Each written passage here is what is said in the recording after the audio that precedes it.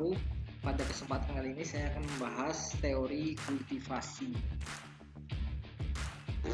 Teori ini ditemukan oleh George Gardner.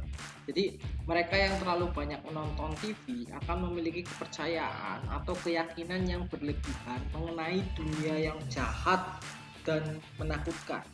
Dan bahwa dunia di luar itu seperti hutan rimba. Kekerasan yang disaksikan di layar TV itu dapat menimbulkan ketakutan sosial yang akan menghambat atau bahkan menghilangkan pandangan umum bahwa manusia pada dasarnya adalah baik dan dapat dipercaya serta lingkungan yang aman. Orang yang terlalu banyak menonton televisi, apalagi yang ditonton tentang kejahatan, maka orang tersebut akan menganggap bahwa dunia itu jahat dan menakutkan. Mereka akan takut keluar rumah, mereka menganggap manusia itu tidak baik dan sebagainya. Kultivasi ini artinya menanam. TV dengan segala pesan dan gambar yang disajikannya merupakan proses upaya menanamkan cara pandang yang sama terhadap realitas dunia kepada khalayak atau audiensnya. Televisi dipercaya sebagai instrumen atau agen yang mampu menjadikan masyarakat dan budaya bersifat homogen.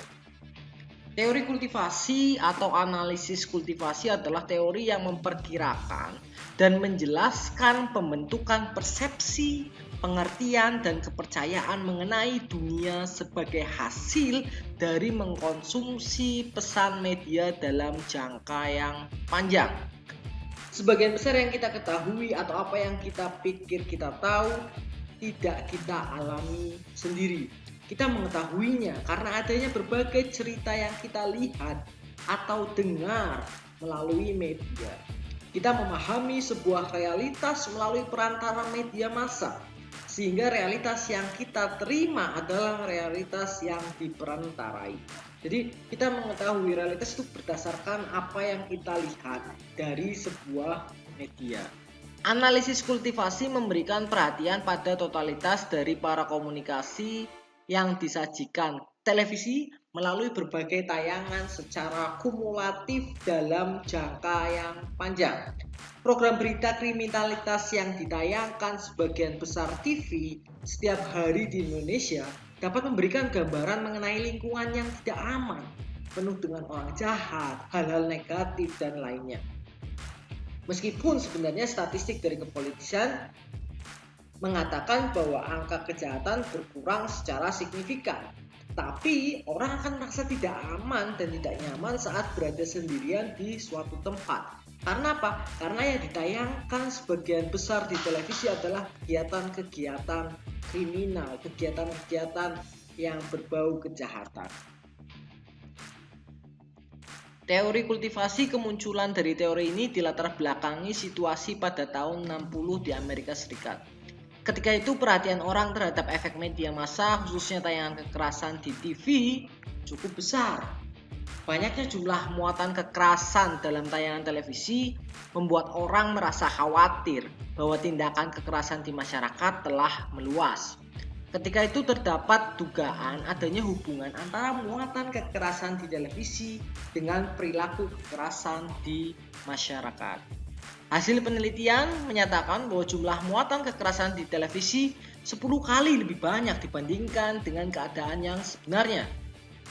Meskipun jumlah muatan kekerasan di televisi lebih banyak dibandingkan aslinya, tetapi jumlah kekerasan di TV tidak mengalami kenaikan dari tahun ke tahun. Dari hasil penelitian tidak menunjukkan adanya pengaruh bagi peningkatan muatan kekerasan di TV akan meningkatkan kekerasan di masyarakat.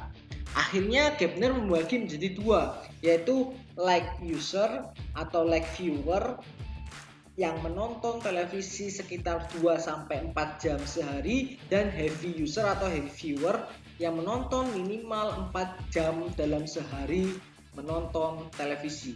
Kelompok ringan lebih selektif dalam memilih tayangan televisi, sedangkan kelompok berat heavy viewer menonton televisi semata-mata untuk menonton saja. Kelompok berat memandang dunia sebagai tempat yang lebih berbahaya dibanding penonton kelompok ringan. Proses kultivasi terjadi dalam dua cara, yaitu mainstreaming dan resonansi. Mainstreaming yaitu kecenderungan bagi penonton kelompok berat untuk menerima suatu realitas budaya dominan yang sama dengan realitas yang digambarkan media, meskipun realitas yang digambarkan media tidak sama dengan yang sebenarnya.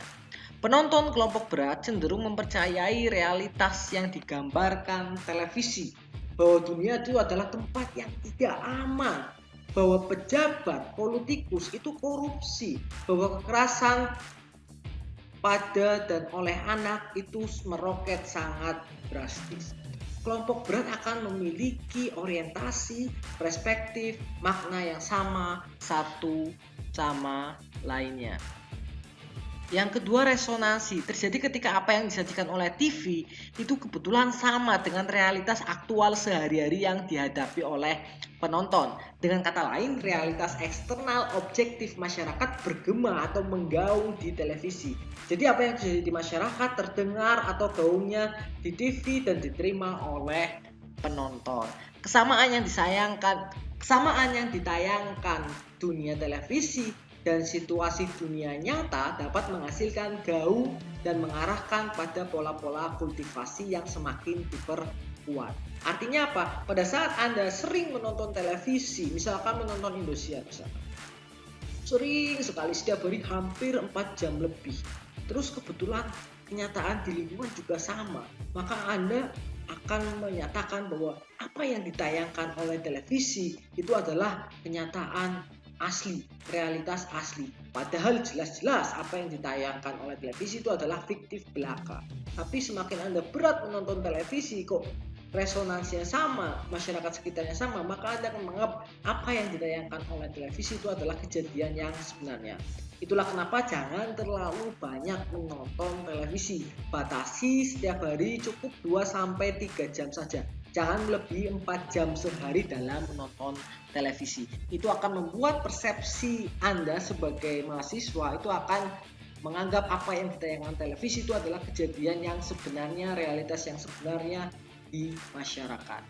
Kurang lebihnya mohon maaf dari saya. Silakan nanti teman-teman yang lain, teman-teman mahasiswa bisa mencari informasi berkaitan dengan teori kultivasi. Sekian dari saya. Wassalamualaikum warahmatullahi wabarakatuh.